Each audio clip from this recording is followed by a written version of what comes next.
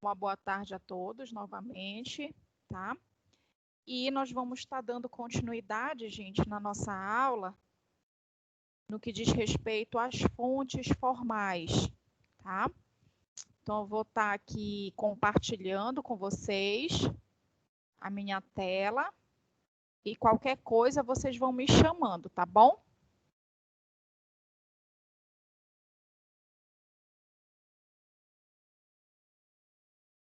Tá bom, professor.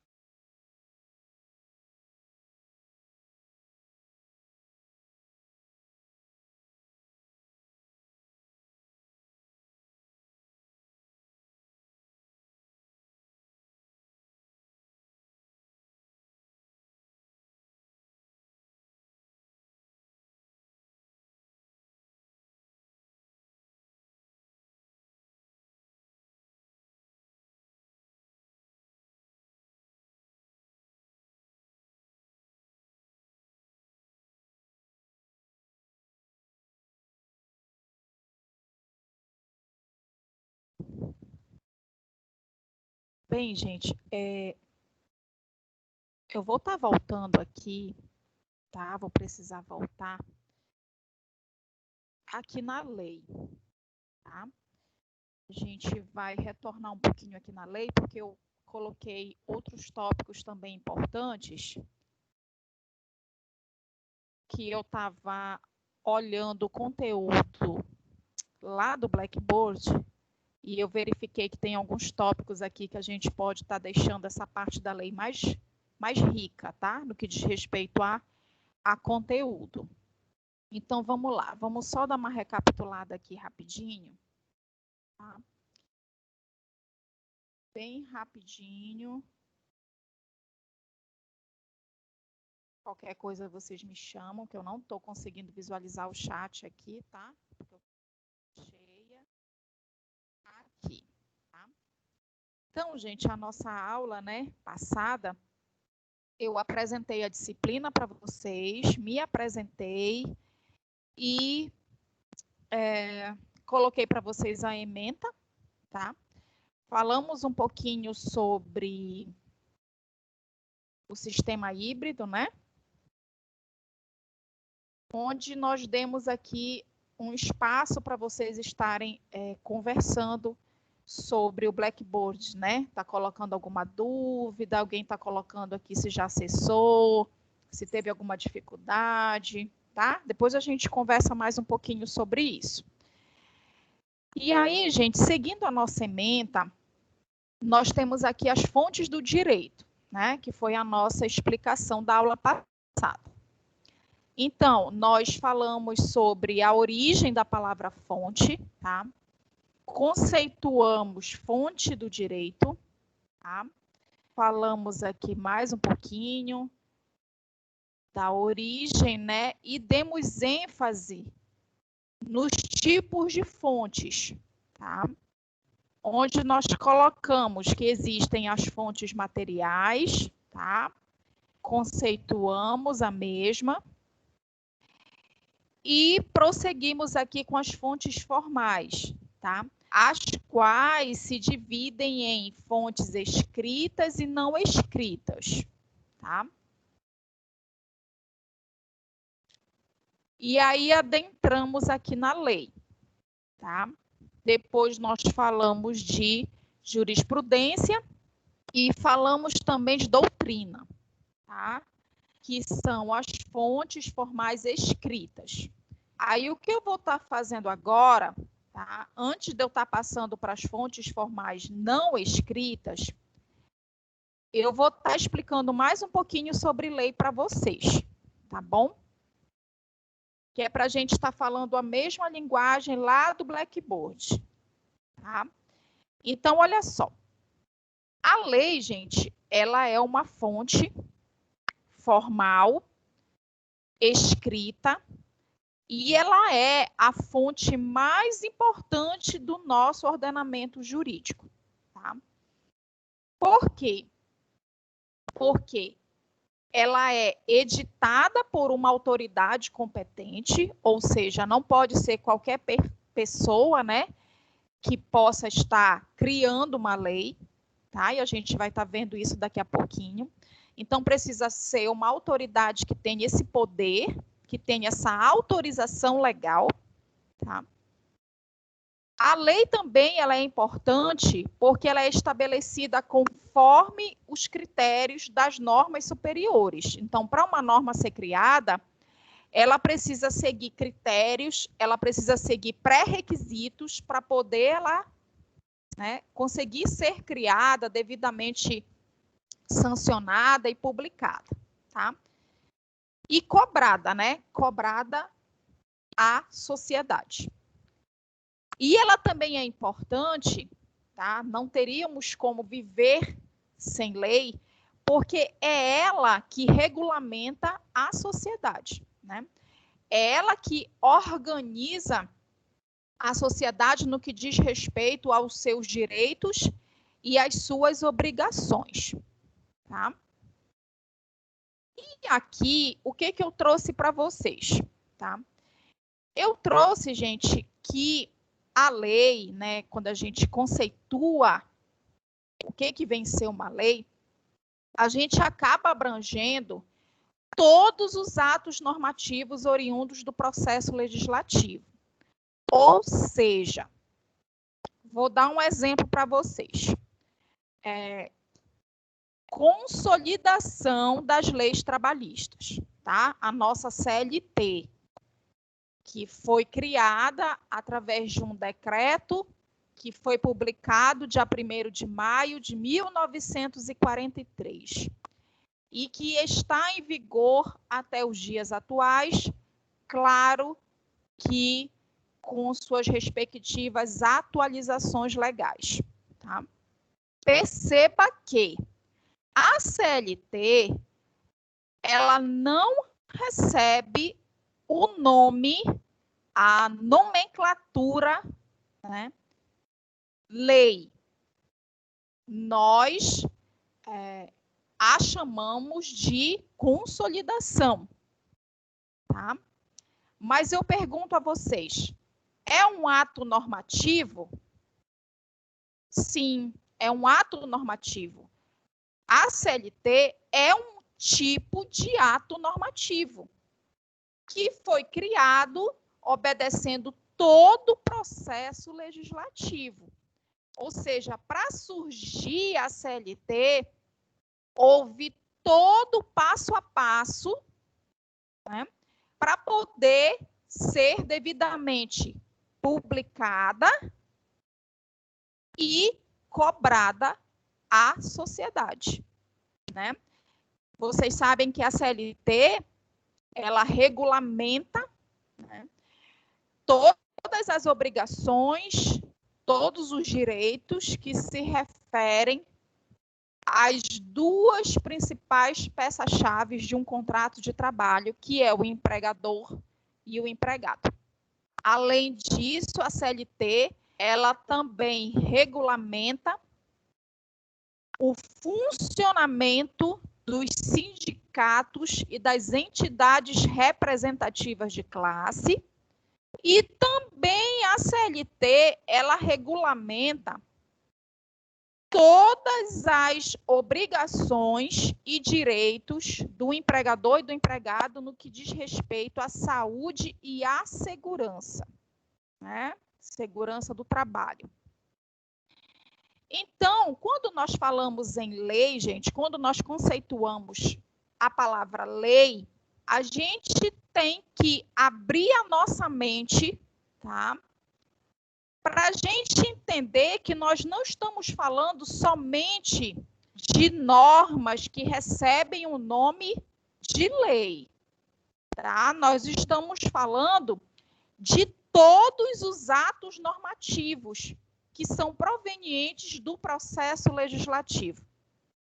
Esse processo legislativo que eu estou falando aqui para vocês, a gente vai estar comentando um pouquinho, talvez hoje, se der tempo, se não na próxima aula, mas eu quero ressaltar que essa aula ela faz parte da disciplina Direito Constitucional, tá? Então, a gente vai estar falando do processo legislativo, mas de uma forma muito muito sintetizada, tá? Nós não vamos nos aprofundar, porque isso é uma aula de direito constitucional, tá? Mas a gente vai dar uma noção aqui para vocês. Vocês já precisam saber como é que esse processo legislativo acontece. Esse processo legislativo que eu estou me referindo, gente, eu estou falando da criação de uma lei, tá? Então, é disso que a gente vai estar falando daqui a pouco. Que mais? Então, o que eu quero colocar para vocês, gente, é que, claro, leis complementares, ordinárias, delegadas, vocês percebem que recebem aqui, tá, o nomezinho lei, tá? Mas e as medidas provisórias? São consideradas leis? Também. Os decretos legislativos são considerados leis? Também. As resoluções? Também. As consolidações, que foi o exemplo que eu dei da CLT? Também. Tá? Então, quando a gente fala em lei, nós estamos abrangendo todos os atos normativos que são provenientes de um processo legislativo, tá? Esse processo legislativo aqui eu estou me referindo à criação de uma lei. Como é que nasce uma lei, né? Tem todo um passo a passo, tem todo um processo a ser seguido, processo esse que possui fases, e essas fases elas não podem ser puladas, tá? Usando uma terminologia mais simples, elas não podem ser puladas. Então, elas não podem ser descumpridas, tá? Elas não podem ser ignoradas, tá? Então, vamos lá, gente. Conforme o artigo 59 da Constituição Federal,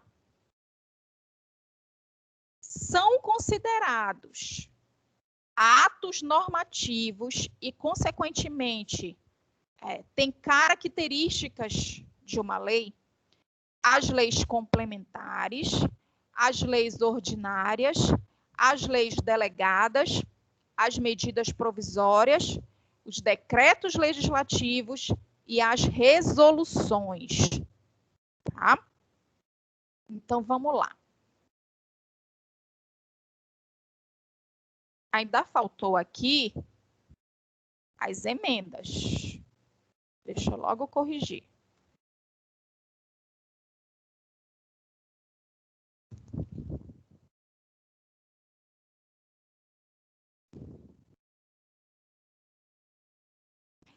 As emendas também, tá? Que você pode ver aí que não recebe a terminologia lei, tá? Mas tem características, né, de uma lei. Então, vamos lá. Vamos para as emendas, tá? Bem, aqui nós estamos falando especificamente de emendas constitucionais, tá? Porque assim, primeiro vamos entender o que é uma emenda. Uma emenda, gente, vem ser uma norma que passa a integrar, então o verbo aqui, tá, que diz tudo, é o verbo integrar, tá? As emendas, elas integram um texto jurídico, tá? Mas, professora, uma emenda pode integrar qualquer texto jurídico? Não. Uma emenda só integra o texto constitucional. Então, quando a gente fala em emenda, nós estamos falando de uma emenda especificamente constitucional, porque a emenda só existe na Constituição, tá? Bem, mas nós temos outros atos, tá, que têm força de lei, que têm características de uma lei, que também vão fazer esse mesmo papel da emenda. No entanto, vão integrar outros textos constitucionais. Desculpa, outros textos, mas não constitucionais. Então, a gente pode ter um outro ato normativo que vem integrar, por exemplo, o Código Civil. Tá? Então, aqui, nós vamos ter o que nós chamamos de revogações, tá? Revogações parciais. Por exemplo, eu tenho certeza que você já viu uma lei em que determinado artigo foi excluído e foi substituído por outro, tá? Então, a gente tem que entender que quando isso acontece, aquele novo artigo, ele vai integrar aquele texto jurídico, mas não é uma emenda, tá? Não é uma emenda. Quando a gente fala de emenda, nós estamos falando de emendas constitucionais. Consequentemente, quando a gente fala que essas normas, elas vão integrar o texto constitucional, é porque essas normas, elas vão fazer parte do texto constitucional. Tá? Então, utilizando o exemplo anterior, é como se acontecesse da mesma forma que aconteceu dentro do Código Civil.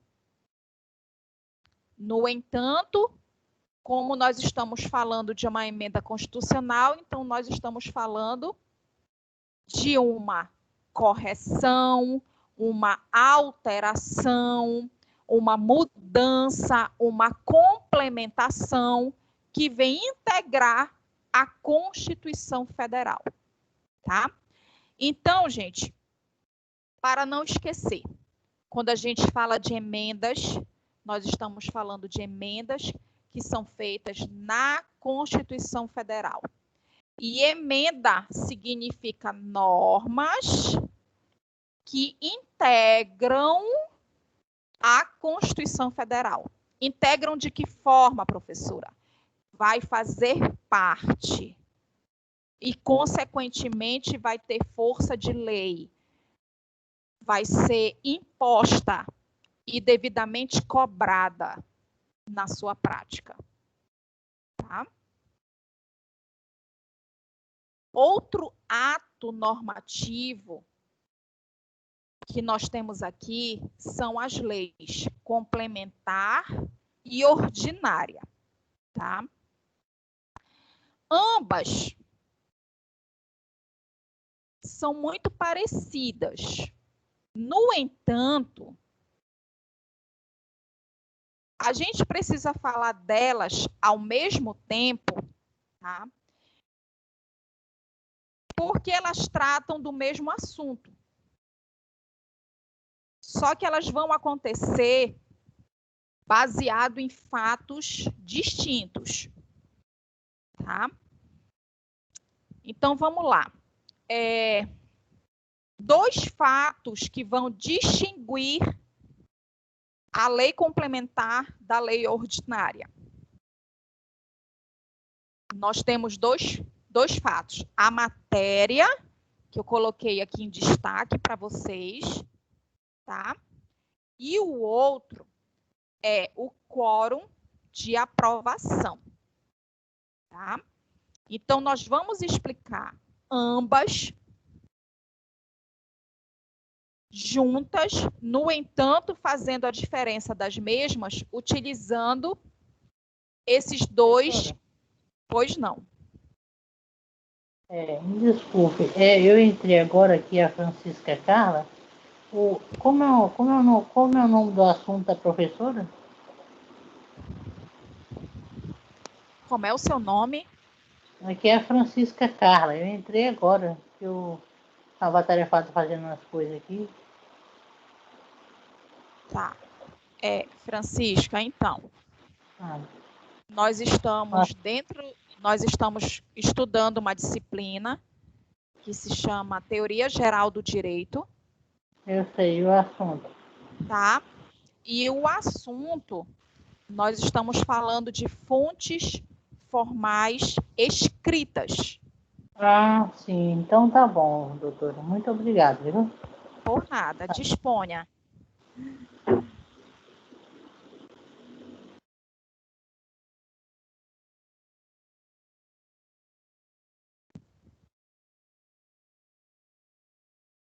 Então, vamos lá, gente. Vale ressaltar que aqui, gente, eu não vou me aprofundar muito, porque, como eu falei anteriormente, isso aqui vocês vão estudar em direito constitucional, tá? Mas, como as leis complementares e ordinárias são considerados atos normativos, então a gente vai dar noções para vocês do que vem ser esses atos normativos. Então, já falamos da emenda e agora a gente está falando dessas duas leis, tá bom? Então, vamos lá. Com relação à matéria, tá? Nós vamos diferenciar aqui a lei complementar da lei ordinária, tá? Com relação à matéria, trata-se do assunto a ser tratado por meio da lei ordinária ou da lei complementar. A diferença é a seguinte, tá? Então, matéria é assunto a ser tratado.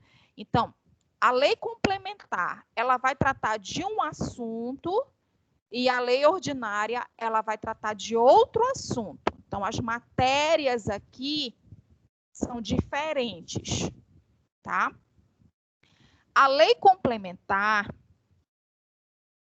exige-se que ela trate de matérias específicas da Constituição, tá?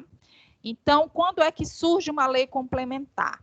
Primeiro ponto, primeiro pré-requisito é que a lei complementar, ela tem que tratar de matérias específicas da Constituição, ou seja, ela tem que tratar de algum assunto que esteja devidamente regulamentado na Constituição Federal. Tá? Lei ordinária. Com relação à matéria, tá? Não existe aqui nenhuma exigência com relação à matéria específica, contanto que não seja uma matéria específica da Constituição. Então, a lei ordinária é exigida de modo residual nos casos em que não houver a expressa exigência de lei complementar. Ou seja, o assunto aqui a ser tratado pela lei ordinária não é assunto constitucional, é um outro assunto. Porque quando a matéria é específica da Constituição Federal, nós estamos falando de lei complementar. A lei ordinária, ela vai tratar sobre um outro assunto, que não é referente à Constituição Federal. Vamos exemplificar para ficar mais claro, tá? Só voltando aqui, gente, o que a gente está pretendendo aqui com essa aula? Nós estamos pretendendo entender, compreender, contextualizar que existem outros atos normativos que têm características de uma lei, mesmo que não sejam chamadas de lei, como, por exemplo, a emenda. Tá? E esses atos normativos, eles seguem todo o processo do legislativo. Esse processo legislativo diz respeito à criação de uma lei. O passo a passo, as fases, desde o projeto de lei até a publicação no Diário Oficial da União, do Estado ou do município, que é quando a lei se torna obrigatória, dependendo do período da vacatio legis. Tá? Então, vamos exemplificar. Há artigos na Constituição que expressamente exigem a edição de lei complementar para tratar das matérias neles versadas, como ocorre no artigo 18, parágrafo 2º, que diz respeito à criação de território federal. E com o artigo 93, que diz respeito à edição do Estatuto da Magistratura de Iniciativa do Supremo Tribunal Federal. Em outras palavras, tá? O que isso quer dizer?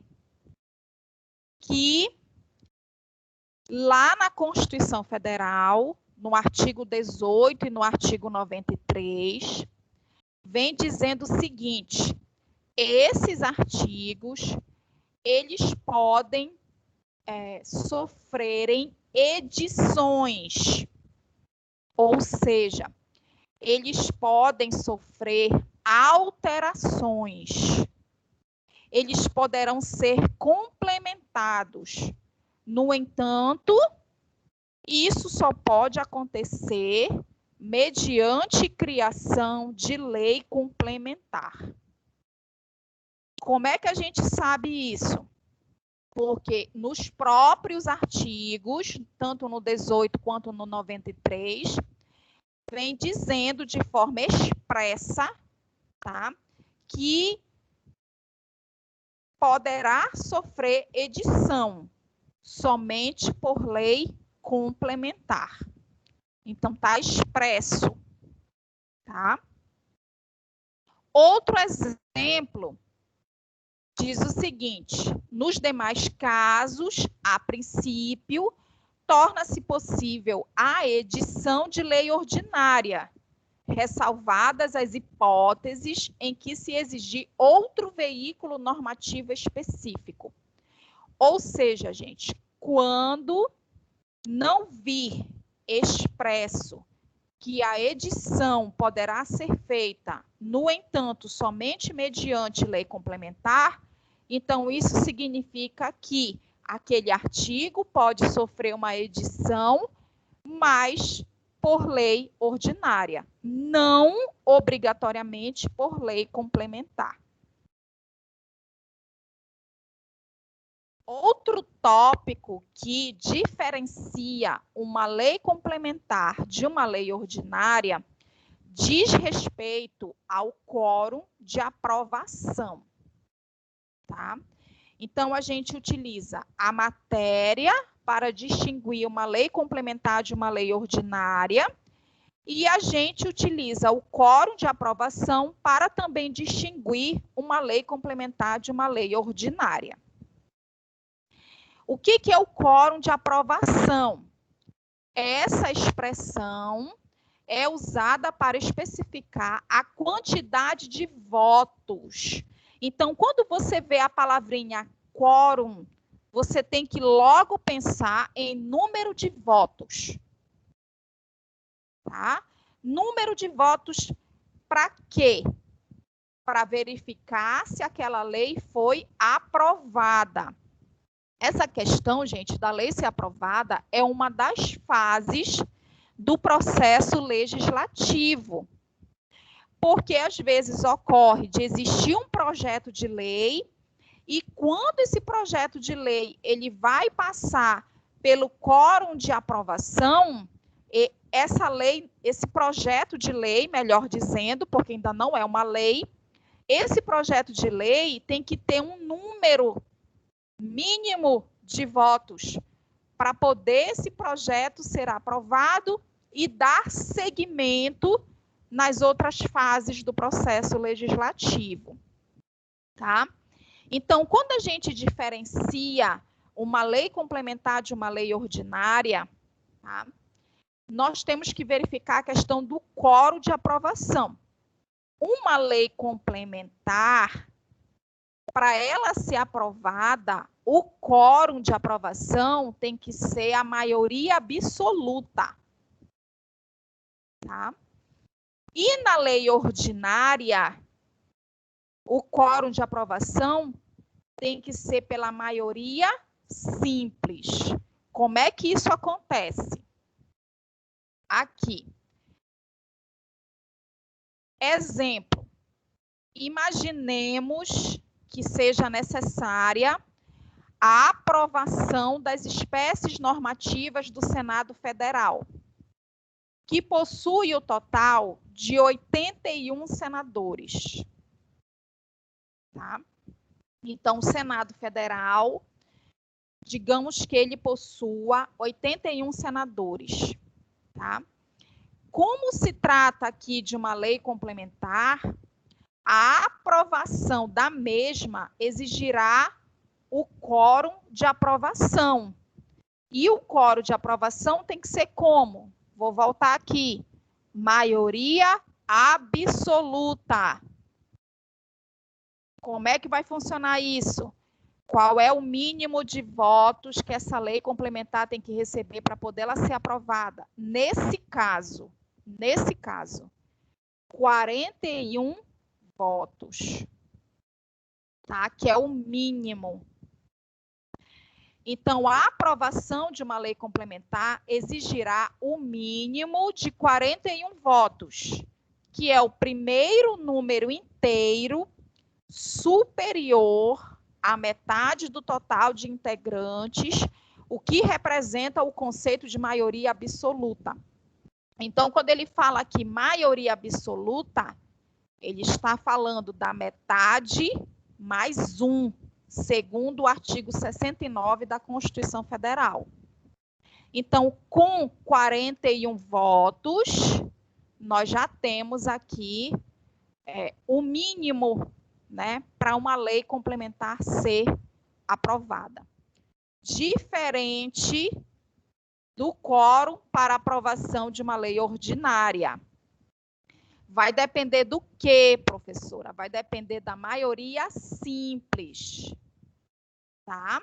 O que é a maioria simples? É a maioria que está presente na sessão, naquela assembleia. Porque vocês sabem que nem todos participam da assembleia.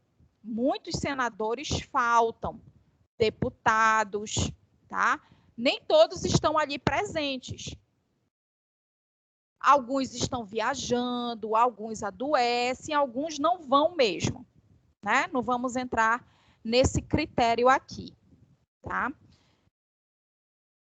Muito bem. Então, para a aprovação de uma lei ordinária, nós temos que verificar quantos estão presentes, porque para a lei ordinária é necessário o quórum de aprovação, no entanto, pela maioria simples, conforme o artigo 47 da Constituição. Então, nesse caso, se nós temos 50 senadores presentes na sessão, então, para uma lei ordinária ser aprovada, basta que no momento da sessão haja 26 senadores. Tá? Então, voltando aqui.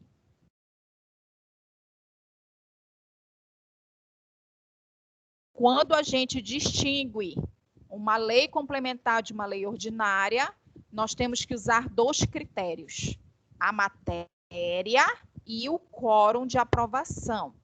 No que diz respeito à matéria, para existir uma lei complementar, tá?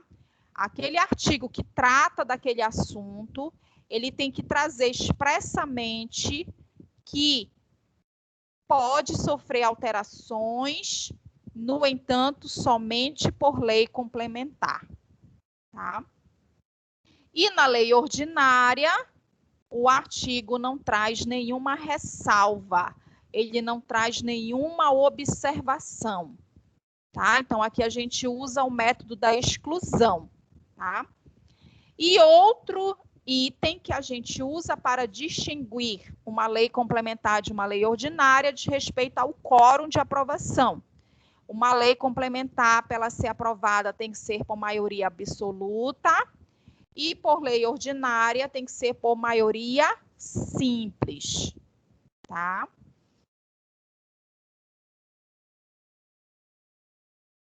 Então, vamos lá, vamos para o quarto tipo, tá, de ato normativo. São as leis delegadas, tá? Essa daqui é bem fácil de vocês memorizarem, porque a palavra delegada, uma expressão bem forte aqui, né? O que tu tens que remeter quando você vê essa palavrinha? Você tem que logo pensar, bem, se é lei delegada, só pode ser elaborada por uma pessoa que tem muito poder. Quem é essa pessoa? Presidente da República. Tá?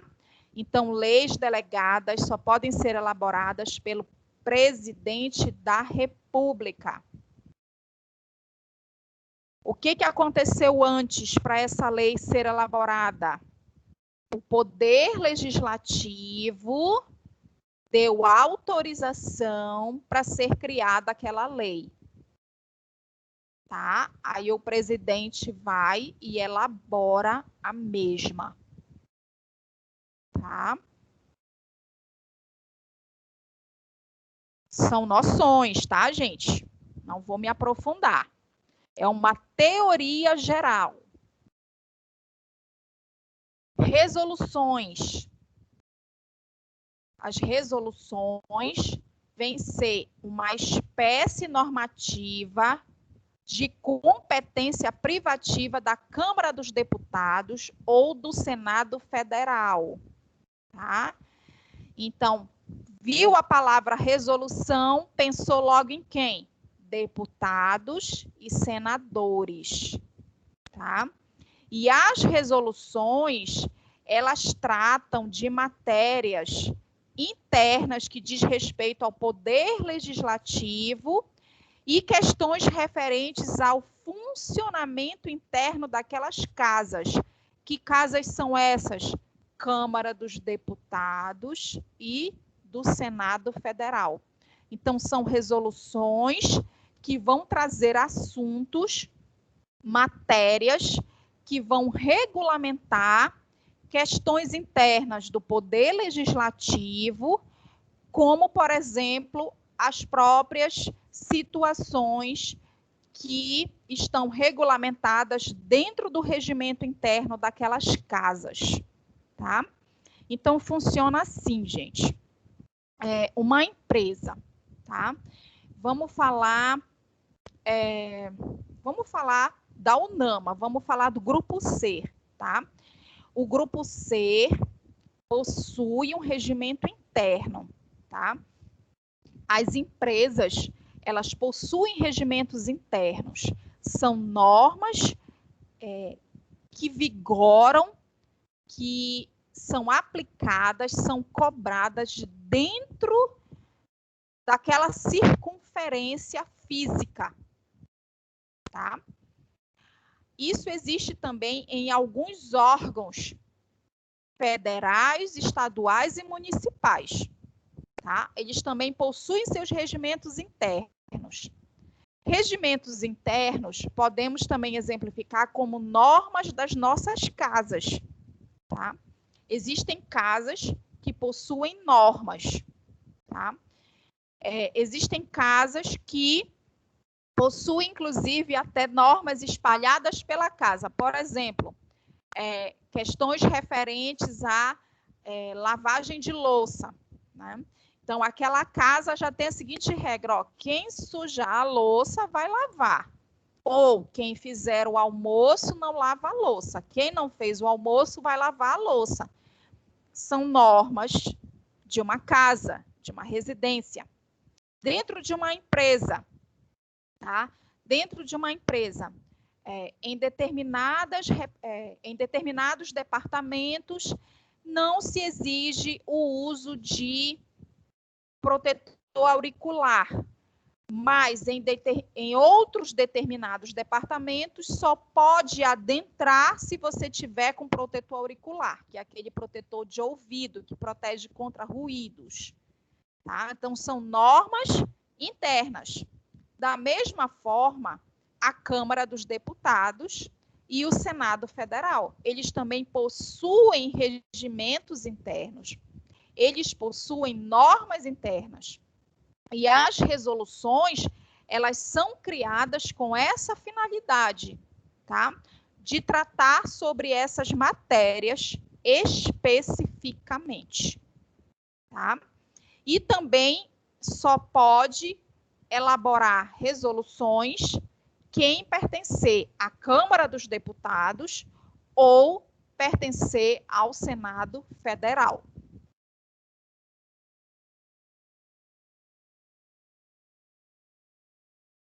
Outro ato normativo, que quando a gente fala em lei, nós também temos que incluir as medidas provisórias. Tá?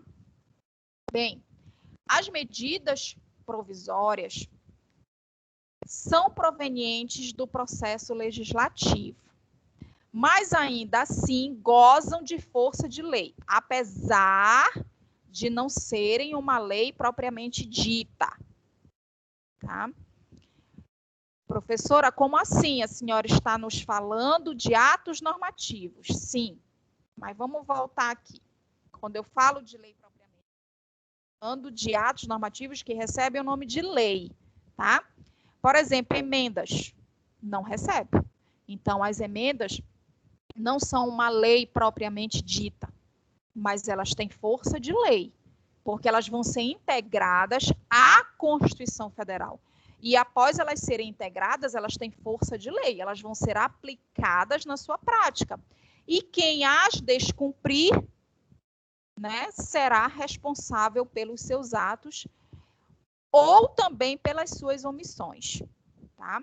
Agora, leis propriamente ditas, leis complementares, leis ordinárias, leis delegadas. Medidas provisórias não são leis propriamente ditas. Decretos legislativos também não. Resoluções também não.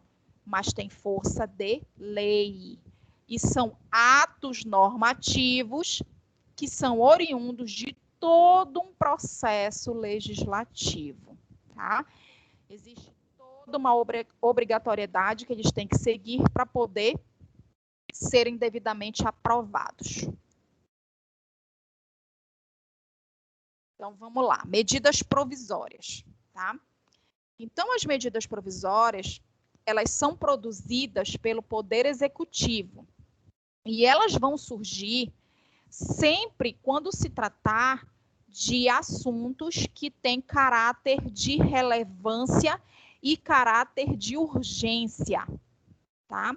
Então, o nome já diz, né? São medidas provisórias. Então, são medidas que estão sendo criadas em caráter emergencial, em caráter de relevância, ou seja, de importância, tá? E que são criadas para solucionar aquele caso específico, tá? Após editadas, né, após criadas essas medidas provisórias, elas podem ainda se tornar permanentes, tá? Então, mesmo elas recebendo essa nomenclatura, que são medidas provisórias, né, que em caráter urgente, emergencial, de extrema importância, vão sanar aquele assunto, né, que precisa, que está necessitando de uma edição, de uma alteração, de uma nova regulamentação, dependendo da circunstância, pode ser que essa medida provisória se torne obrigatória de forma permanente, tá? Só que para isso acontecer, tá? As medidas provisórias, elas vão ter que ser transformadas em leis ordinárias, tá? E para isso, elas vão ter que passar por todo o processo legislativo. Porque uma coisa, gente, é o processo legislativo para autorizar o sancionamento e a publicação de uma medida provisória, né? Ou melhor, uma criação, uma promulgação, um sancionamento e uma publicação, tá? Então, como é um assunto de extrema importância, observou-se que não é mais um assunto que vai ser aplicado durante aquele tempo, tá? É um assunto que vai se tornar permanente nas nossas vidas. Vou dar um exemplo dos dias atuais. Uso de máscaras em locais fechados, tá? O que aconteceu, né? Surgiu aí a necessidade, uma relevância, um caráter emergencial, um caráter urgente, tá? E veio aí uma medida provisória tornando obrigatório o uso de máscaras em locais fechados, tá? Imaginem, tá? Eu acho que isso não vai acontecer, mas vamos usar aqui a nossa imaginação. Imaginem que o Ministério da Saúde, a Vigilância Sanitária, demais órgãos públicos fazem um estudo e observam que esse assunto, ele não tem mais caráter provisório. Ele tem um caráter permanente, tá? Então, daqui por diante, nós vamos ter que usar máscaras, tá? Nos locais fechados. Então, perceba, a norma estava preceituada em uma medida provisória. Como agora observaram que é um assunto que precisa ser cobrado de forma permanente, então aqui vai ser necessário essa medida provisória, né, deixar de ser medida provisória e se tornar uma lei ordinária. E para surgir uma lei ordinária, o assunto, a matéria, vai ter que passar por todo o processo legislativo. Novamente aí, aprovação, né? Promulgação, sancionamento, publicação. Tá? Então, vai ter que passar novamente por todo esse cumprimento formal. Tá? Isso está embasado lá no artigo 62, parágrafo 3º da Constituição. Tudo bem até aqui? Deixa eu abrir o chat.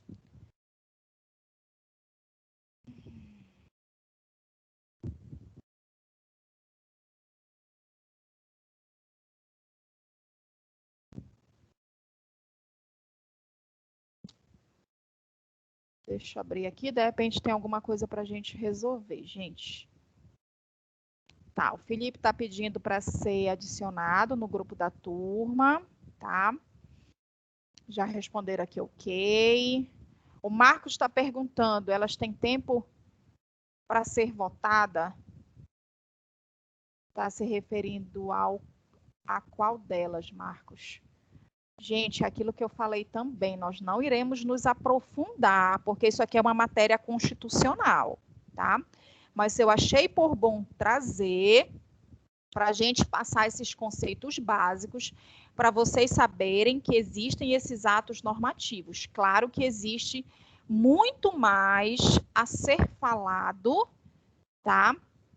A ser falado sobre esses tópicos, tá? E sim, Marcos. E cada um cada um desses atos normativos possui uma regra distinta, tá bom? Mas nós não vamos nos aprofundar, tá, gente? Vamos deixar isso lá para o direito constitucional. Senão a gente acaba falando muito e a gente acaba não dando ênfase para o nosso assunto, tá? Então, que mais? Tá. Gente, com relação aos slides, eu vou explicar para vocês o que acontece. Eu vou falar minha realidade aqui para vocês, tá? Eu vou elaborando os slides conforme a evolução das aulas, tá? Então, conforme eu vou terminando as aulas, eu vou passando para vocês, tá? Então, no finalzinho da aula, eu vou estar colocando esses slides sim, podem ficar tranquilos.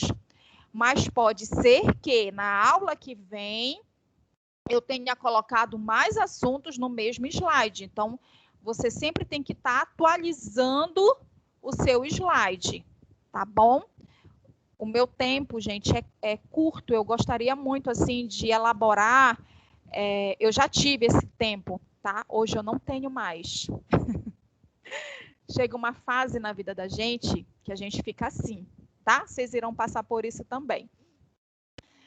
Eu não tenho, antes eu fazia assim, antes eu pegava uma unidade, tá? Por exemplo, unidade 1. Unidade 1 está falando das fontes formais, fontes materiais, aí vem toda essa parte que eu falei para vocês, aí vem jurisprudência, princípios gerais do direito, aí antes eu elaborava tudo, ficava tudo prontinho, tá? Mas eu não consigo mais, gente, fazer isso. Então, nós vamos fazer assim. Eu vou elaborando e vou passando para vocês, tá bom? Então, por isso que eu não te passo antes, por causa disso. Porque, às vezes, eu termino ele um dia antes ou no mesmo dia, tá? Em decorrência desse tempinho aí que me falta. Mas podem ficar tranquilos, tá? Que eu envio para vocês. Aí, o representante de turma é o José, pelo que eu me recordo, é isso? Ele está aqui, gente, na aula, não estou visualizando ele. Quem é o representante de turma? Era o Luiz. É o Luiz. Então, estou confundindo. Eu tenho outras turmas, gente, é por isso, é muito nome. Tá. Cadê o Luiz? Está aqui?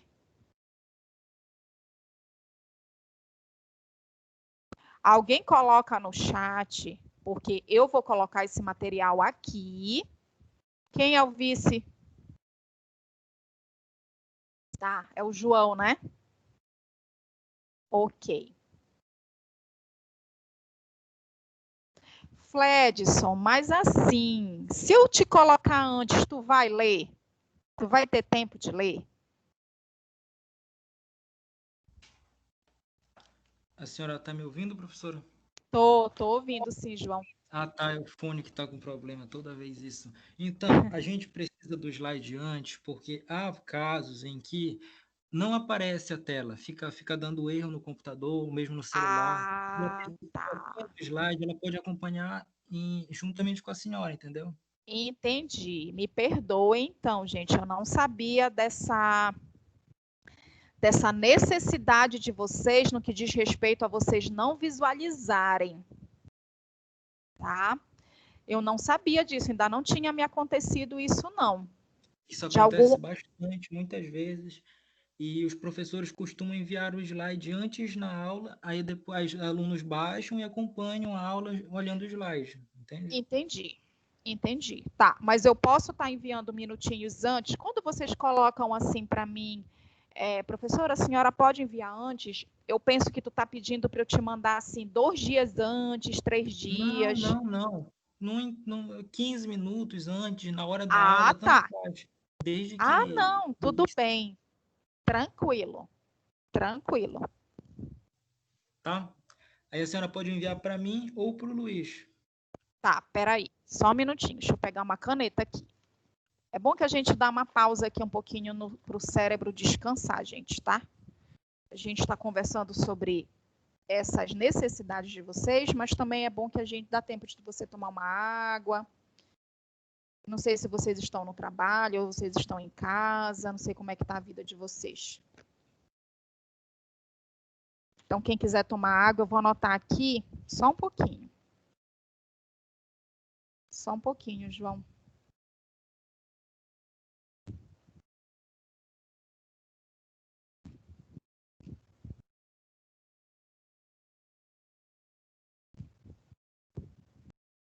Tá. Coloca no chat o teu contato, para eu estar te adicionando aqui no meu WhatsApp, que eu vou fazer assim. Uns minutos antes da aula. Tá, obrigada, já vou anotar aqui. Uns minutos antes da aula, aí eu te mando. E também, aí quando for no final da aula, aí tu coloca no grupo, tá, João? Aí quando for no final da aula, eu coloco aqui no Teams, tá bom? Porque a gente também tem que estar colocando aqui. Tá certo? Pode ser assim? Assim tá perfeito. Tá, gente, me perdoem. Tá bom, eu estava entendendo que vocês estavam querendo assim dias antes, sabe? Tá, eu já te entendi, Fledson. Obrigada e desculpa, tá? Captei agora a necessidade de vocês. Ok. Vamos lá. Então, voltando para cá, gente. Voltando não, continuando, né? Tá. Olha só. Vamos recapitular. Quando der minha hora aí, vocês me avisam, gente, que às vezes eu fico sem ver nem hora aqui, tá? Eu vou embora falando. O que eu coloquei para vocês ainda há pouco é que quando a gente conceitua a lei, a gente precisa abranger todos os atos normativos que são oriundos de um processo legislativo. Tá? E nós colocamos para vocês 6 atos normativos. Né? Nós colocamos as emendas, as resoluções, as medidas provisórias, as leis delegadas, as leis complementares e as leis ordinárias. Tá? E exemplificamos, antes da gente falar sobre todos eles, né, conceituarmos de uma forma bem básica, tá? Em respeito à disciplina de direito constitucional, que virá pela frente, nós demos como exemplo a CLT, tá? Que não recebe o nome de lei, recebe o nome de consolidação, mas tem força de lei, tá? E eu falei para vocês que esses atos normativos, eles passam obrigatoriamente, eles passam por fases dentro de um processo legislativo, tá? E essas fases, gente, estão aqui, tá? Nós vamos ter a fase iniciativa, a fase constitutiva e a fase complementar. Ou fase ou etapa, é a mesma coisa, tá? Então, vamos lá. Isso aqui também, gente, de uma forma bem mais detalhada, vocês vão estudar em direito constitucional, tá? Olha só, fase iniciativa. Então, aqui, gente, é o início de tudo. Para que uma lei complementar seja aprovada ou uma lei ordinária, uma medida provisória, tá? Todos esses atos normativos que eu coloquei para vocês, eles vão ser propostos, né? O que significa propor? Tá? Propor é proveniente, falando especificamente de atos normativos, né? Propor vem de, claro, uma proposta que um parlamentar ou um extraparlamentar está sugerindo, tá? Então, ele pode ter visualizado, presenciado uma problemática e, baseado nessa problemática, ele pensa, ele organiza suas ideias e ele escreve uma proposta de lei, tá? Quando ele escreve essa proposta de lei, ainda não podemos nem chamar de lei. É um projeto de lei, é um projeto. É igual quando você for escrever o seu TCC no final do seu curso, né? Você, primeiramente, você vai escrever uma proposta. Não significa que o teu professor que vai corrigir essa tua proposta, que é o teu projeto, tá? É o teu projeto de TCC, não significa que ele vai concordar, que ele vai concordar em tudo, pode ser que ele discorde em alguns itens. A mesma coisa aqui, tá?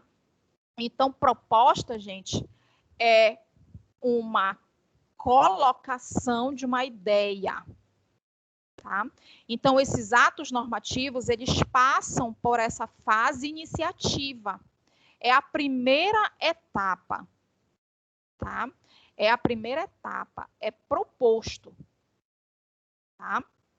É proposto. Então, ou pode ser proposto por um parlamentar, que é quem representa aí o poder legislativo, ou então por um extraparlamentar, que pode ser o presidente da República, o Supremo Tribunal Federal, tribunais superiores, procurador-geral da República e cidadãos, tá?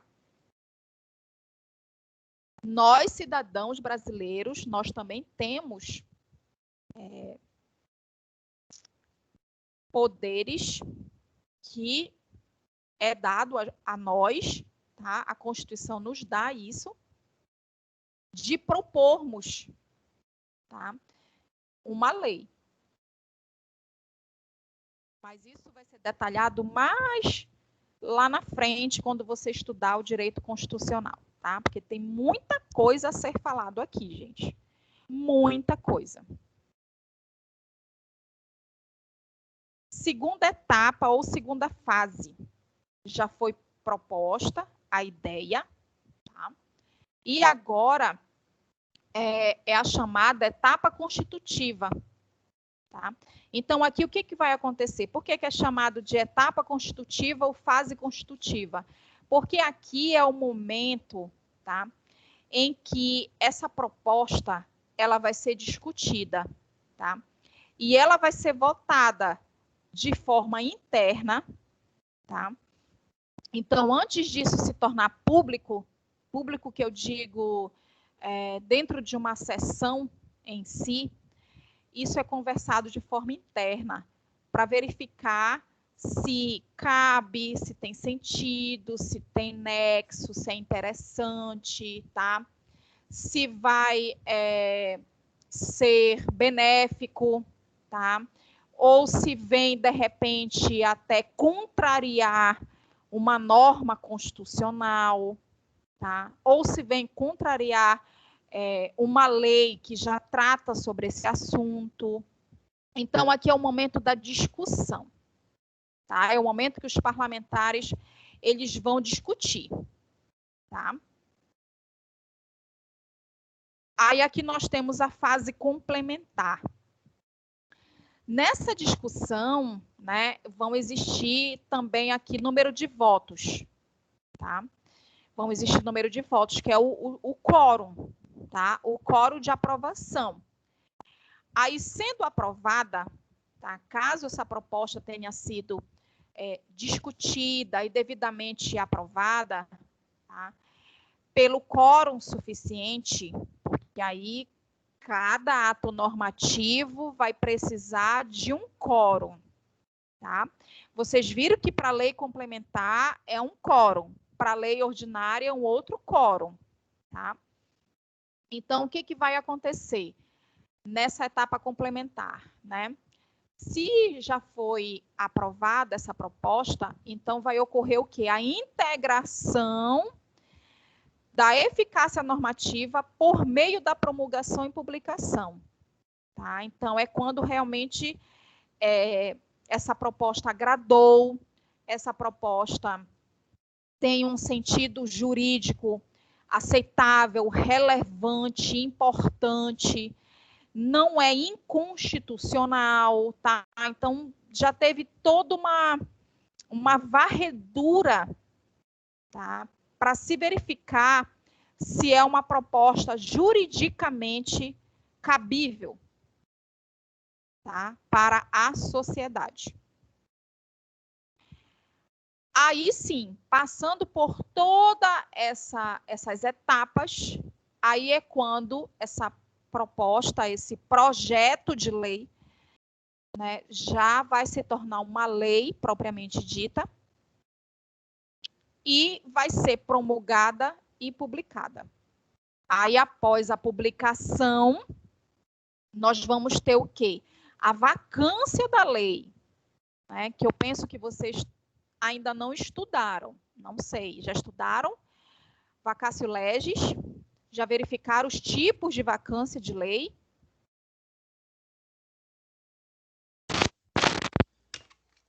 Já o professor Rafael deu uma introdução nisso lá na matéria dele, Introdução ao Estudo do Direito. Pronto, mas olha, percebam, foi só uma introdução, né? Vocês ainda vão detalhar isso, tá, gente?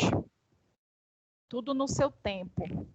Mas o que vem ser a vacância da lei, né? É o tempo, né, que se estabelece entre a publicação, tá? A lei já foi publicada. Ou uma lei ordinária, ou uma lei complementar, tá? Ela já foi publicada e agora ela tem um tempo para ela ser devidamente cobrada, tá? Devidamente imposta. Obrigatória, quando a gente fala o termo uma lei se tornou obrigatória, nós estamos falando que caso o cidadão não cumpra com essa lei, ele irá responder, né? Aí ou ele vai responder na esfera administrativa, ou na esfera civil, ou na esfera penal, na esfera ambiental, aí depende do tipo da lei. Existem leis que não possuem vacatio legis, tá? Existem leis que, na data da sua publicação, elas já se tornam obrigatórias, tá? Elas já se tornam obrigatórias. Isso acontece quando se trata de uma lei bem simples e que quando a norma que ela traz não causa transtornos à sociedade, tá? Então, é uma lei que vai ser bem simples de ser cumprida. A sociedade não vai ter que se ajustar, se organizar, adquirir algo para poder colocar em prática a mesma, para poder obedecer a mesma.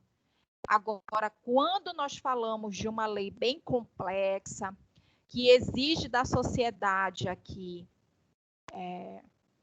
observâncias, às vezes até mesmo conquistar, de repente, algum equipamento, tá, para poder ela conseguir cumprir com o que a lei ordena, aí normalmente, tá, existe vacância, tá? E a vacância pode oscilar aqui no que diz respeito ao seu tempo. Nós temos vacância de 90 dias, 60 dias, 90 dias. vai depender da lei e o que vem dizendo no seu texto, né? Então, aqui nós estamos falando de uma vacância expressa. Essa lei, após ser publicada, tá? Que ela já venceu a sua fase complementar, porque ela foi proposta inicialmente, depois, lá na fase constitutiva, ela foi aprovada e agora ela, de forma complementar, ela foi promulgada e publicada, né? Ela vai trazer no seu texto, nas suas últimas linhas, tá? Nas suas últimas linhas, a lei vai vir trazendo que aquela vacância tem duração de X dias, né? Que isso pode variar 30, 60, 90, 120, tá? Cada lei vai trabalhar com a sua vacância como achar que convém, tá? E nós temos também, após a publicação de uma lei, nós temos aquelas leis que possuem vacância, mas é uma vacância tácita, né? O que é uma vacância tácita? O texto daquela lei não vem dizendo nada a respeito de vacância, a respeito de vigor, vigência, tá? É uma lei que se cala. Então, quando a gente observa que é uma lei que não se refere a período de vacância, nós temos uma vacância tácita, né? E, consequentemente, nós temos que entender que essa vacância tem a duração de 45 dias. Tá? Então, de forma tácita, você vai contabilizar 45 dias para realmente considerar aquela lei como lei obrigatória. Tá? Professor, e quando é que uma lei se torna obrigatória? No dia da sua publicação. Quando também, de forma expressa, o seu texto vir dizendo o seguinte: essa lei se torna obrigatória, ou então, essa lei entra em vigor na data da sua publicação. Então, de forma expressa, vem dizendo que ela é obrigatória a partir da data que ela foi publicada. Então, digamos, uma lei que foi publicada hoje, 25 de agosto de 2020. Lá nas suas últimas linhas, vem dizendo o seguinte: essa lei entra em vigor na data da sua publicação. É porque é uma lei que não possui vacância. Ela não possui a vacatio legis. Tá? Então, é a chamada lei sem vacatio legis. Não trouxe nenhum texto que se refere à vigência, entrar em vigor, então é uma vacatio legis tácita. Consequentemente, contabiliza-se 45 dias. Trouxe no seu texto que essa lei entra em vigor com X dias, então nós temos uma vacância expressa. Tá? É isso, gente. Aí, vamos aqui para a jurisprudência, que falamos na aula passada. Olha, perceba que eu já mudei os slides, né? Aí, aqui, nós vamos falar das fontes não escritas, tá? Então, revisando, nós temos as fontes materiais e as fontes formais. As formais são as escritas e as não escritas. As escritas são a lei, a doutrina e a jurisprudência. Tá? E as não escritas quais são? Vêm ser costumes e os princípios gerais do direito. Tá? Então, vamos fechar nossa aula com essas. Então, vamos lá. Fontes não escritas são aquelas que não se encontram assentados em um documento. Tá? São, ao contrário, presenciados, vividos em seu dia a dia, né? O dia a dia do cidadão. E, por isso, possui menos certeza jurídica para alguns doutrinadores. Tá? Existe aí esse debate. Tem doutrinador, né, que diz que as fontes não escritas, elas são fontes que não integram o ordenamento jurídico. Enquanto que existem outros doutrinadores que dizem que elas não têm força de lei, mas elas colaboram, tá, para a construção das fontes formais escritas, ou seja, da lei, da jurisprudência e das doutrinas. Tá? Sendo que nós temos que expor a vocês isso, tá, gente? Vocês têm que saber que existe o direito costumeiro, também chamado de direito consuetudinário, tá? E existem também os princípios gerais do direito, tá? Então, o costume, gente, ele surge quando se tem um certo comportamento social que acaba se consolidando devido à repetição habitual dos indivíduos. Então, é um costume, tá? Aquele povo, de uma forma repetida, de uma forma costumeira, né? Eles têm aquele costume, tá? Faz parte do dia a dia deles.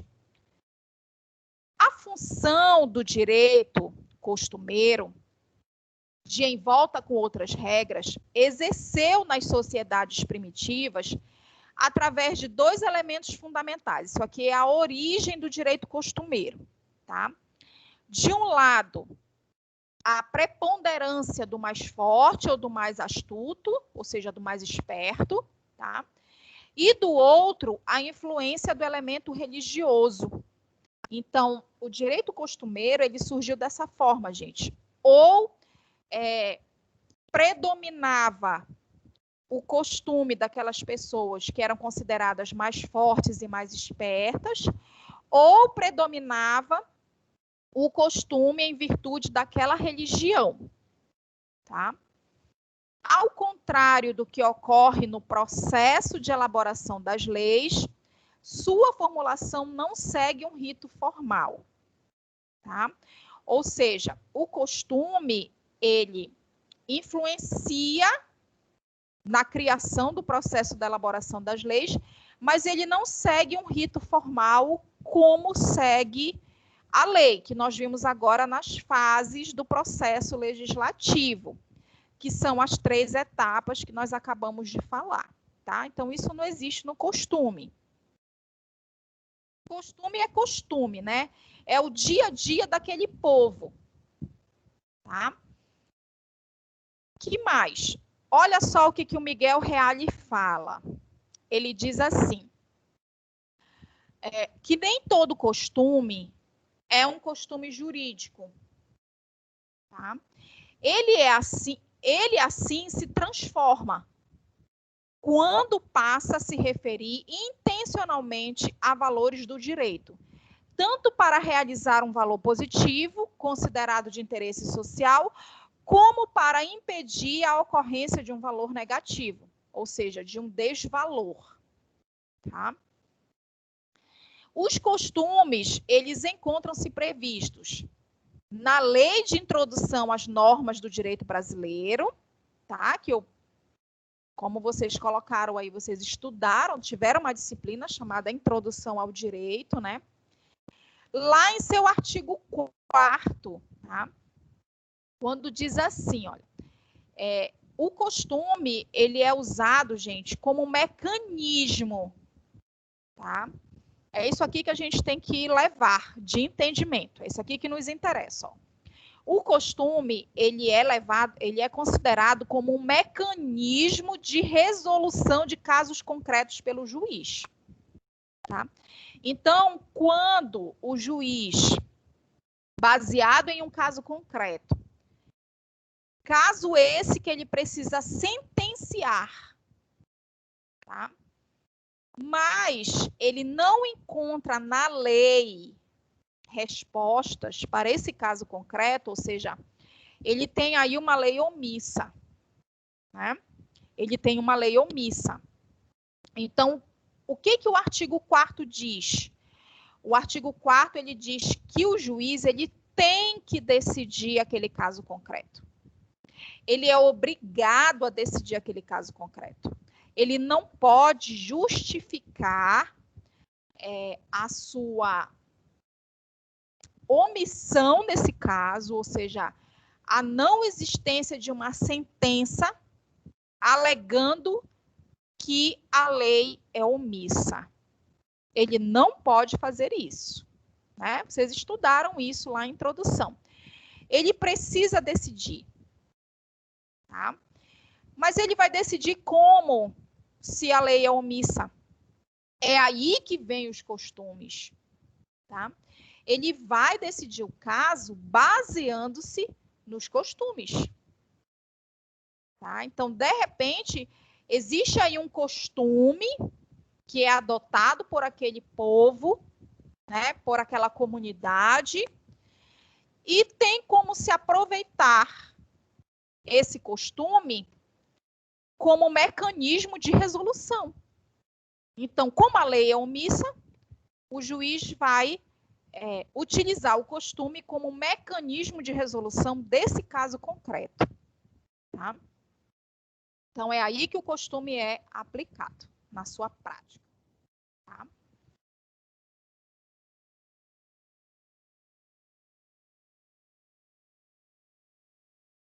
Por fim, gente, nós temos aqui os princípios gerais do direito, tá? Os princípios gerais do direito, eu costumo dizer nas minhas aulas que são princípios percebidos de forma intuitiva, tá? Eles são princípios, são normas, tá? Que são percebidos através da intuição, entre linhas daquela lei ou daquela norma jurídica, tá? Por exemplo, no direito do trabalho, tá? Vou dar um exemplo no direito do trabalho. Nós temos a CLT, como eu falei para vocês, foi publicada em 1º de maio de 1943. Claro que já passou por muitas atualizações, correções, revogações, tá? E é uma consolidação bem completa no que diz respeito às relações trabalhistas, sindicato e medicina, saúde e segurança do trabalhador. No entanto, não é uma lei perfeita, tá? Possui lacunas. Com certeza possui lacunas, tá? Ainda há muito que se melhorar. Ainda há muito que inserir normas, regulamentos de situações ainda não previstas na mesma, tá? Aí, o que acontece na prática? O juiz do trabalho, ao julgar um processo trabalhista, ele procura na lei respostas para ele embasar a sua sentença e, consequentemente, dar a sua sentença, né? Resolver aquele caso, dissolver aquele litígio, né? Porque na Justiça do Trabalho há muito litígio, né? Há muita discordância entre as partes. Então, se ele se depara com uma situação dessa, em que a consolidação das leis trabalhistas não dá essa resposta a ele, ele pode se deter de um mecanismo que nós chamamos no direito, conforme o artigo 4º da Lei de Introdução, de princípio geral do direito. Tá? E qual é o princípio geral do direito que nós percebemos de forma intuitiva, entre linhas da CLT? É a proteção da parte menos favorecida. Quem é a parte menos favorecida em uma relação de trabalho? É o empregador ou o empregado? Claro que é o empregado. Tá? O empregador, só para início de conversa, ele tem poderes. Poderes esses que o empregado não tem. Tá? Então, num caso desse, tá? Falando em uma hipótese, tá? Estamos trabalhando com hipóteses aqui.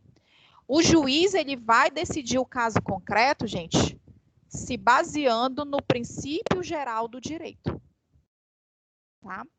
Que é um preceito essencial, tá? Que vem da base ao ordenamento jurídico. E não necessariamente ele está escrito, como eu falei para vocês, ele é percebido por intuição.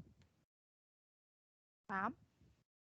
Aí, nesse caso, o juiz vai decidir aquele processo trabalhista baseado no princípio geral do direito, que é a proteção da parte menos favorecida. Tá? Então, é isso, gente. Dessa forma, nós terminamos aqui as fontes do direito, tá? E agora eu vou estar colocando esse material aqui para vocês e vamos abrir aqui para questionamentos, por favor.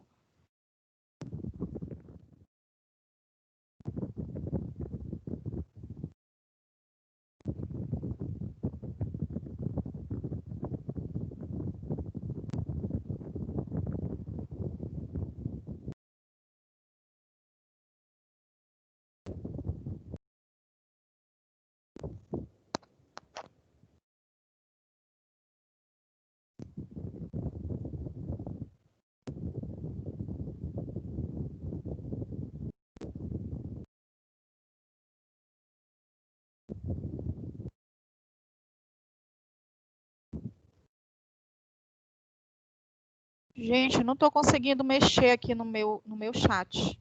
Eu quero responder essas perguntas aqui de vocês. Não sobe. Vocês estão me ouvindo, gente? Podem abrir o áudio de vocês, tá? Agora. Estamos ouvindo sim, professora. Tá, vamos lá. Não estou conseguindo subir aqui, Ju. Também estou ouvindo. Tá. Espera aí, rapidinho. Eu estou tentando subir aqui, gente. Para poder eu ler o chat. Ele não está me dando opção.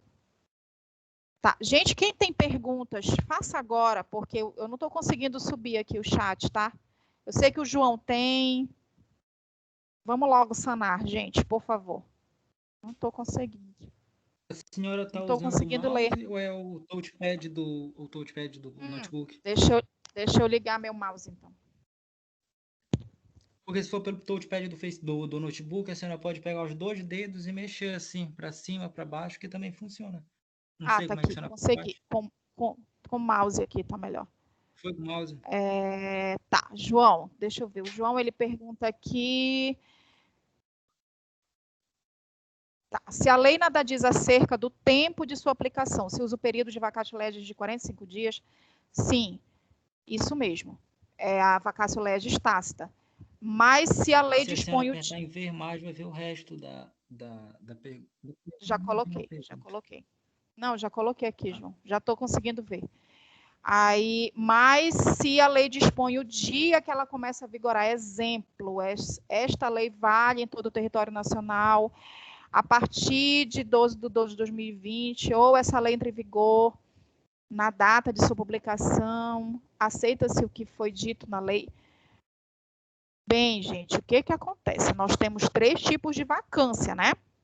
Nós temos a vacância tácita, que é essa de 45 dias, que é quando a lei ela não vai vir se referindo em nenhum momento, tá? Lá nas suas últimas linhas, ela não vai vir falando nada a respeito de período de vigência. Tempo de vigência, data de vigência, ela vai ficar calada. Aí a gente entende que é uma vacatio legis tácita, tá? Aí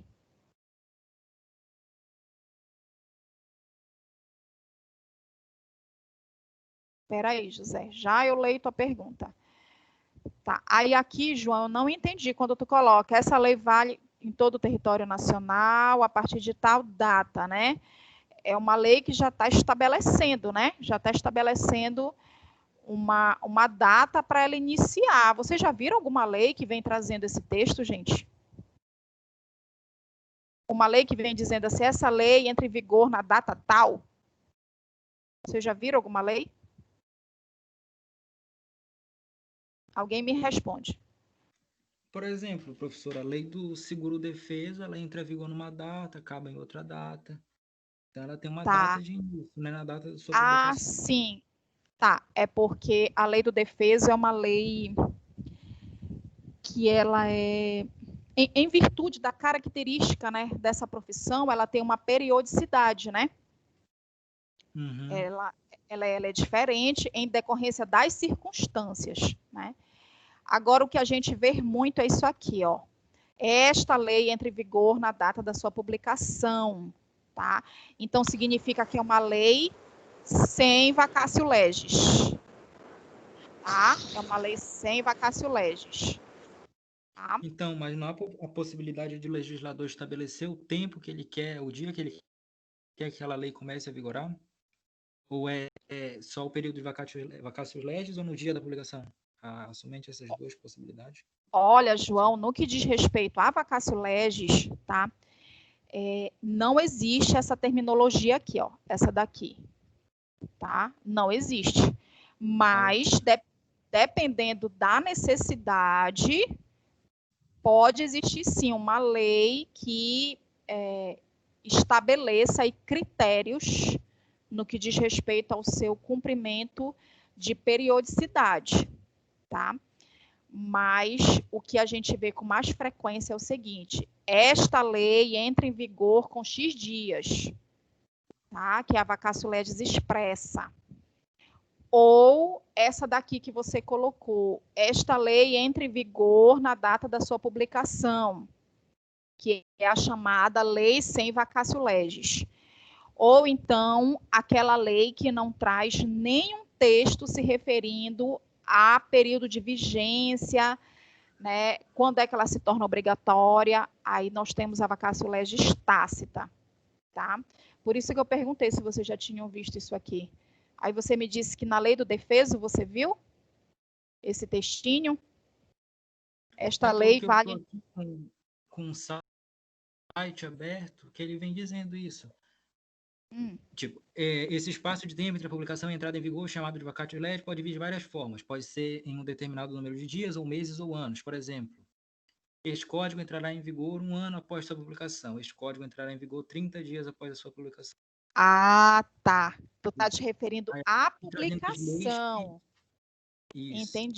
Entendi. Tu está se referindo, agora eu entendi agora a tua pergunta. Tu está te referindo a ele colocar assim, esta lei vale em todo o território nacional a partir de tantos dias após a data da sua publicação. É isso? Isso. Tem lei que traz isso, só que ela não vai trazer a data. Ela vai trazer os dias. Ela vai vir dizendo assim, ó, Esta lei vale em todo o território nacional, a partir da data da sua, tantos dias a partir da data da sua publicação. Tá? No que nós estamos falando de período de vacatio legis. Professora, me responda uma coisa. Todas as leis não são federais? Não são para todo o território brasileiro? Todas as leis não são para todo o território ou tem alguma lei que é feita só para uma região? Tem, sim. Tem leis que são feitas específicas só para uma região. É porque aqui o João, ele deu um exemplo de uma lei federal, né?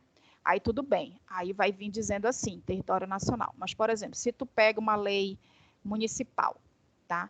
Digamos que tenha sido uma lei que passou por todo aquele processo legislativo que eu coloquei para vocês, dentro da Câmara dos Vereadores aqui em Santarém, tá? E é uma lei, claro que vai ser uma lei municipal. Então, ela vai vir dizendo assim, esta lei vale na cidade de Santarém, tantos dias após a data da sua publicação. Tá? Pode vir assim também. Tá? Mas aí é uma lei municipal, mas ela tem que ser feita por cima. Ela não pode ser feita por cima de uma federal, né? Não, ou ela de se forma baseia alguma. numa federal? Não, de forma alguma. Ela está abaixo, né? Mas cabe aos nossos representantes, eles têm poderes, os nossos vereadores, eles têm poderes para proporem, né, que é a primeira fase do processo legislativo, eles podem propor uma lei municipal. Aí vai passar por todas aquelas fases, a fase constitutiva e depois a fase aí vem a publicação, vem a promulgação e a publicação. Tá? Mas tem todo critérios, né? Critérios para serem obedecidos aqui. Tá? Que mais?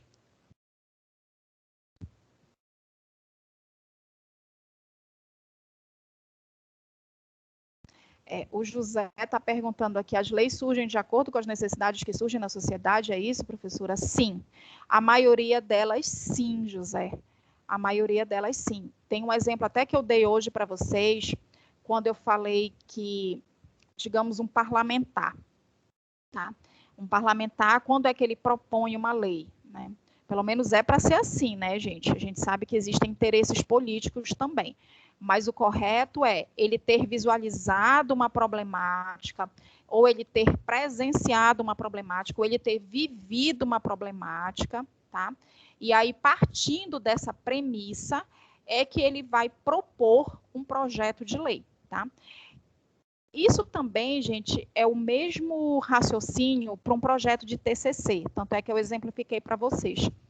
É assim, já fica essa ideia aqui para vocês, tá bom? Quando vocês forem pensar no tema do TCC de vocês, pensem numa problemática. Para vocês escreverem algo, vocês têm que ter um problema. É o mesmo raciocínio para se criar uma lei. Tá? Não se cria uma lei simplesmente por se criar. Se cria uma lei porque existe uma necessidade de regulamentar, de organizar, do que mais? De corrigir. Tá? Então, as leis, elas são criadas justamente baseado em problemáticas que a sociedade está vivendo. Né? Então, elas vêm... Quando uma lei é criada, quando diz assim, é uma proposta de lei, é um projeto de lei, é porque esse projeto ele vem propondo melhorias. Olha, se essa lei aqui for criada, né, essa situação aqui não vai mais ser repetida, essa situação aqui já vai estar regulamentada. Consequentemente, quem descumprir essa lei vai ser responsabilizado. É esse raciocínio, tá? É esse raciocínio. As leis, elas surgem, muitas, né? Muitas, não são todas, mas muitas leis surgem em decorrência das problemáticas, né? Olha, se eu for falar aqui da origem da CLT para vocês, né? Como é que foi que a CLT surgiu? Né? A CLT A CLT, ela surgiu baseado num decreto, né? Foi um decreto que trouxe aí o surgimento da CLT. A CLT, ela surgiu, tá, baseado em problemas que foram vivenciados naquela época ali de 1940. Porque o que existia naquela época? Existiam leis trabalhistas? Existiam, só que eram leis soltas, tá? Por exemplo, existia uma lei para o 13º, aí existia uma lei para o aviso prévio, existia uma outra para férias, tá? E eram leis que não se comunicavam, não se falava a mesma língua, tá? Então, como forma de organizar essas leis, porque a sociedade estava ficando prejudicada, tá? Então, como forma de organizar, as mesmas foram consolidadas em um único livro, tá? Em um único livro. Então, muitas leis surgem em decorrência das problemáticas vistas na sociedade, tá? Muitas, mas não são todas.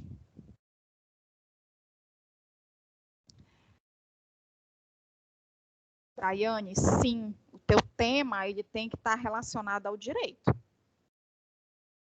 tá? Ele precisa estar relacionado ao direito. Então, se vocês me perguntarem, professora, mas está cedo para a gente pensar sobre isso? Não, não tá, gente. Já comece a amadurecer porque o tempo voa, tá?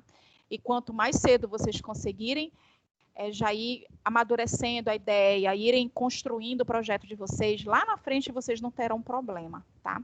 O teu tema, ele tem que ter a ver com o direito. Ele não tem que vir tratando sobre o direito, mas ele tem que vir abordando o direito, tá? Tranquilo, gente? Consegui sanar aí as dúvidas de vocês? Podemos encerrar?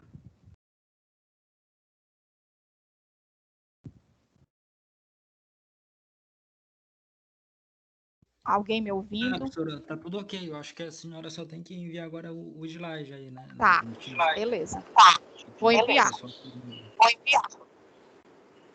Tá, gente, então fica combinado para a próxima aula eu estar enviando antes um pouquinho, tá bom?